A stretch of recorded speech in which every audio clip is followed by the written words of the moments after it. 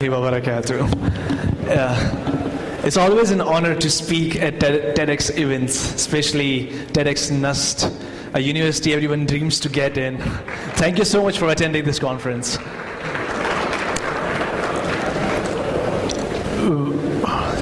Alright. So let me start. When I was in Qatar in school, we had a concept that anyone who got good grades will be given an option to choose medical science. Anybody who sucked will choose computer science.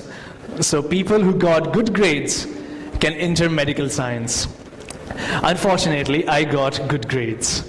And everyone around me, the teachers, the professors, started calling me Dr. Samir, Dr. Samir.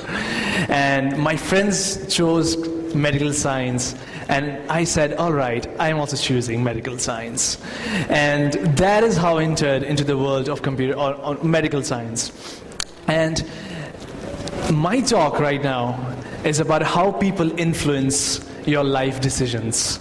It could be good or bad. The people who are sitting right now, the person sitting next to you is having an influence on you right now. All right, so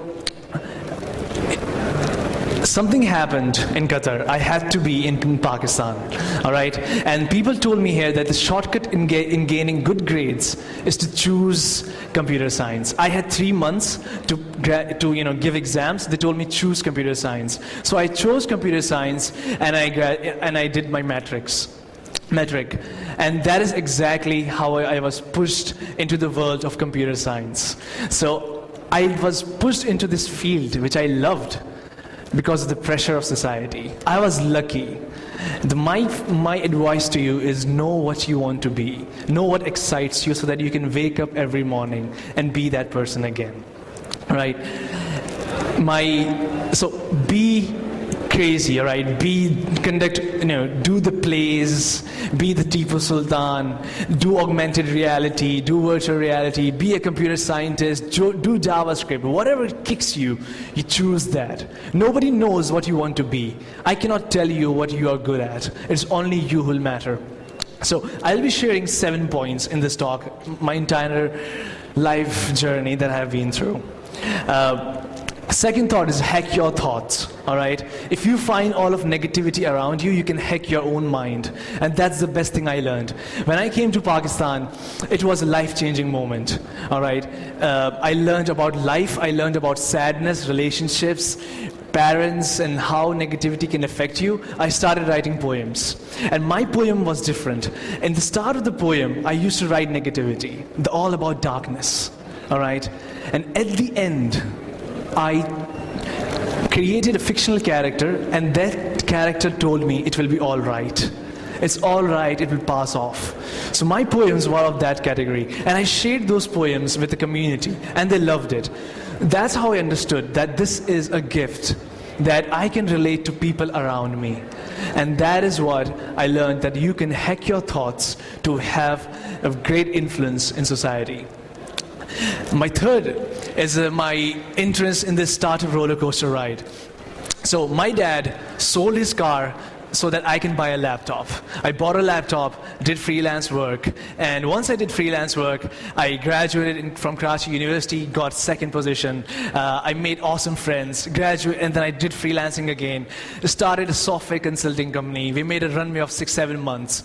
Everything was good. I got featured in TechJuice Top 5 under 25 until I, turned 26. That's the sad part. I was really sad when I turned 26. But then I started a startup. I worked for 3 years on that product. I also got an opportunity to get incubated at Lumps University. And I didn't choose that. I quit that product because we were too late. 3 years, I stopped that product. I started a second product, worked on for 8 months, and then killed that product. It failed. Started my third product, got incubated at the Nest.io in Karachi, and we had investor opportunities, but I thought that, this is not good for us. And I started another fourth product in my weekends, and that product I shared it with Guy Kawasaki. He loved it. And that's how I entered my fourth startup. Now I'm running my fourth startup, and I'm running software consulting company. It's not easy, but this ride is worth it. My next point is, fourth one is, make good friends and compete. We always complain that we cannot find the best friends, we do not have a good team. But honestly, we never worked on our friends, all right? Now, whenever you see a good movie, what do?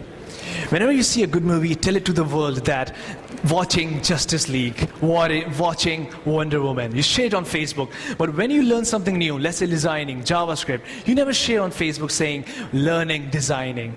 Why? Because you think that your friends will find you too boring. So the trick is, and the worst part is that you don't share it because you think it's a secret that once you learn it, you're going to surprise the world that I have learned designing. But to be honest, that day never comes because you lose your motivation down the road. The trick is to use the power of influence. So the trick is that you download a tutorial, give it to your friend and say that I'm learning designing. Your friend will say, yeah, right, keep on doing. Do 2 chapters, share with your friend and say that, I have made this out of the tutorials. Your friend now will be frustrated. He'll say, my God, my friend is learning. We only get trouble when our friends learn. So your friends will ask for that tutorial, share the tutorial. Chances are you might lose motivation at the 5th chapter, but he might come to you and say that, look, I have done 8 chapters. This is how teams are built. This is how you can win in competitions in school, in nation, in society. This is a trick that you should use. Use the power of influence. And not only that, teach in your class, teach in your universities. And that is how we did. My co-founders are my university batchmates. All right? We were chosen by Microsoft and Nokia to give trainings to different universities in Pakistan because we thought that it's a valuable thing to do, right? So my next point is balance your life before it's too late.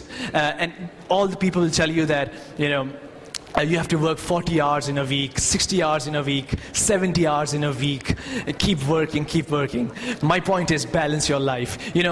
If you have a cat, if you have pets, cat, parrots, God bless you if you have a dog, you have to give 30 minutes, 1 hour to that pet, right? Why is that we cannot give the same amount of time to our parents? Why is that we cannot sit with our parents, putting our smartphones down? Now, the worst scenario is, you go to your home, your mom asks you, son, daughter, how was your day? You reply, it was good. Did you eat? Yes. Did something trouble you? No. The answers are always yes and no. Now, at that moment, if you get a message from your beloved, how was your day, sweetheart? You're going to destroy internet. You're going to destroy Facebook Messenger. You're going to say everything. I had a great day, she talked to me and she didn't talk to me, professor says this. This is a sad thing. Your parents have a limited time. You have a limited time. Always pay time to your parents before it's too late. Religion, parents, and work. Always balance this. My 6th point, I stole this slide from Guy Kawasaki. He says that don't let the bozos grind you over. There are 2 types of losers in this world. One loser is a loser that is obvious. He wears torn clothes. He will tell you, come to you, give me money, and you cannot do something. You will not listen to that loser.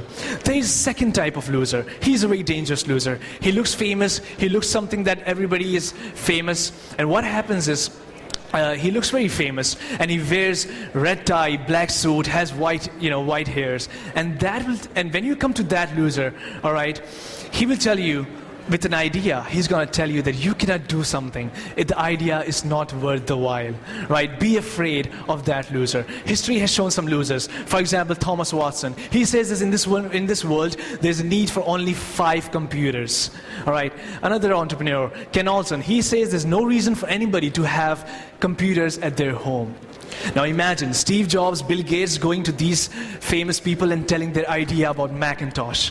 Right now, there would be no Apple, there would be no Windows. So, this is a picture. This is a very famous university, right? I was pitching my 2nd product, and I was in a Q&A of judges. One judge stopped me and said me, stop talking, this idea will not work, it's an obsolete, go down, and period.